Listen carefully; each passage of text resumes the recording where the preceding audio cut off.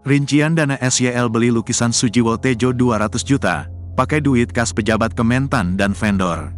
Pada sidang lanjutan kasus dugaan pemerasan dan korupsi di Kementerian Pertanian, Kementan, terungkap bahwa ex-Menteri Pertanian, Mentan, Syahrul Yassin Limpo, SYL, membeli lukisan budayawan bernama Sujiwo Tejo pakai uang hasil korupsi. Hal tersebut diungkapkan oleh Kepala Sub Bagian Rumah Tangga Pimpinan Kementan, Raden Kiki Mulya Putra, saat menjadi saksi dalam sidang di Pengadilan Tipikor Jakarta, Senin, tanggal 6 Mei tahun 2024. Untuk membeli lukisan tersebut, Kiki mengatakan, SYL mendapatkan aliran dana sebesar 200 juta untuk membeli lukisan pada Agustus tahun 2022. Sesuai tanggal, pada tanggal 11 Agustus tahun 2022, sebesar 200 juta, tanya Jaksa Penuntut Umum Komisi Pemberantasan Korupsi, JPU KPK. 200 juta, ujar Kiki. Lantas, dari mana SYL mendapatkan uang 200 juta untuk membeli lukisan? Ternyata, SYL memperoleh uang tersebut dari rekanan Kementan, yakni perwakilan PT Indogus Bumi Sukses. Di mana, SYL mendapatkan sebanyak 130 juta karena Kiki meminjamnya dari vendor itu.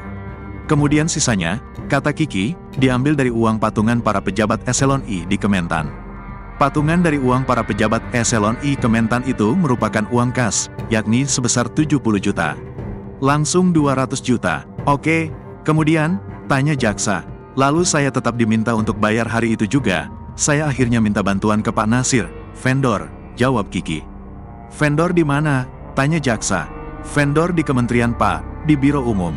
Pak Nasir transfer ke saya 130 juta, 70 juta, saya ada uang kas. Jadi totalnya 200 juta saya langsung transfer ke orangnya Sujiwo Tejo, beber Kiki.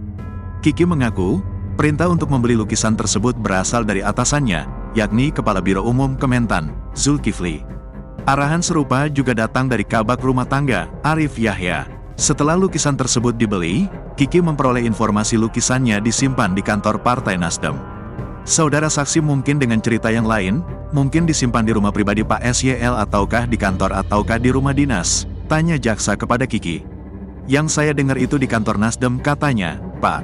Cuma saya enggak paham itu, Pak, kata Kiki. Di sidang sebelumnya, jaksa KPK mendakwa SYL melakukan pemerasan 44,5 miliar dan menerima gratifikasi sampai 40 miliar rupiah pada periode tahun 2020 sampai tahun 2023. Tindak pidana itu dilakukan SYL bersama-sama dengan Sekretaris Jenderal Kementan, Kasdi Subagiono, dan Direktur Alat dan Mesin Pertanian Direktorat Jenderal Prasarana dan Sarana Kementan, Muhammad Hatta. Uang 44,5 miliar itu diperoleh SYL dengan cara memeras dari para pejabat Eselon I di Kementan.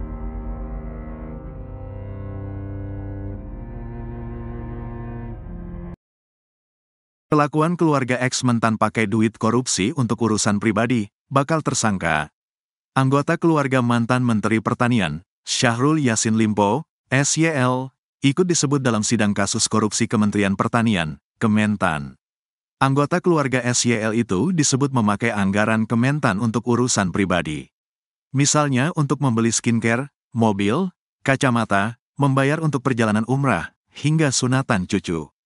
Tabiat anggota keluarga SYL kuras duit Kementan itu diungkapkan 3 saksi yang dihadirkan jaksa di Pengadilan Tipikor pada Pengadilan Negeri, PN, Jakarta Pusat, Senin, tanggal 29 April tahun 2024.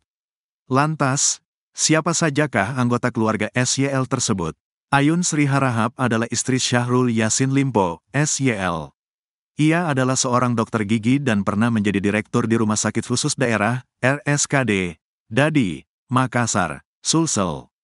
Saat Syahrul menjadi gubernur Sulsel, wanita berusia 68 tahun itu menjadi ketua Dewan Kerajinan Nasional Daerah, Dekranasda, Sulsel. Kemudian saat SYL dipilih menteri, jabatan Ayun Sri Harahap pun ikut berubah. Ia menjabat sebagai penasehat Dharma Wanita Persatuan Kementan. Sementara di Organisasi Aksi Solidaritas Era Kabinet Indonesia Maju, OASEKIM, yang berisi para pendamping menteri, Ayun Sri Harahap juga memiliki jabatan mentereng. Wanita yang kini dicegah KPK ke luar negeri itu menjadi ketua bidang 5 OASEKIM di bidang Indonesia Hijau. Ayun Sri Harahap memiliki harta kekayaan sebesar 20,8 miliar rupiah, tepatnya Rp20.854.536.445.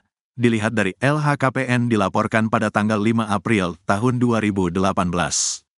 Dalam persidangan, nama Ayun Sri Harahap disebut ikut menikmati uang Kementan untuk pembelian kacamata. Ia juga menerima uang bulanan dengan kisaran Rp25 juta sampai Rp30 juta per bulan dari Kementan selama setahun, yakni tahun 2020 sampai tahun 2021. Indira Cundatita adalah putri sulung SYL dengan Ayun Sri Harahap yang disebut biaya perawatan alias skincare-nya dibayar oleh Kementan. Meski tidak setiap bulan, tapi anggaran itu selalu ada dan rutin. Totalnya sekira Rp17 juta hingga Rp50 juta.